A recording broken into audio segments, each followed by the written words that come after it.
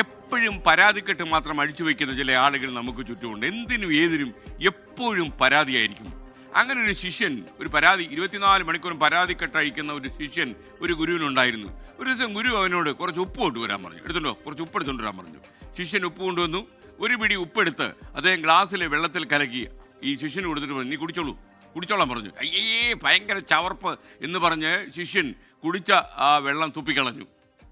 ഗുരു അവനെ അടുത്തുള്ള ഒരു തടാകത്തിനരികിലേക്ക് കൂട്ടിക്കൊണ്ടുപോയി. എന്നിട്ട് പറഞ്ഞു, നീ നേരത്തെ ഇട്ട ഉപ്പിൻ്റെ അത്രയും ഉപ്പ് ഈ തടാകത്തിലിടാൻ പറഞ്ഞു. ശിഷ്യൻ അതുപോലെ ചെയ്തു. എന്നിട്ട് പറഞ്ഞു, നീ തടാകത്തിലെ വെള്ളം എടുത്ത് കുടിക്കും.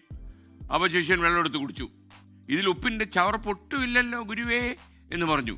ഗുരു അവൻ്റെ അടുത്തിരുന്നിട്ട് പറഞ്ഞു, ജീവിതത്തിലെ വേദനകൾ ഈ ഉപ്പ് പോലെയാണ്, കൂടുതലുമല്ല കുറവുമല്ല. വേദനിക്കുമ്പോൾ നിനക്ക് ചെയ്യാവുന്ന ഏറ്റവും നല്ല കാര്യം നിന്റെ ഹൃദയത്തെ കൂടുതൽ വിശാലമാക്കുക എന്നത് മാത്രമല്ല നിന്റെ ദുഃഖം മറ്റുള്ളവരുടെ വിഷവുമായി നീ താരതമ്യപ്പെടുത്തി നോക്കുക.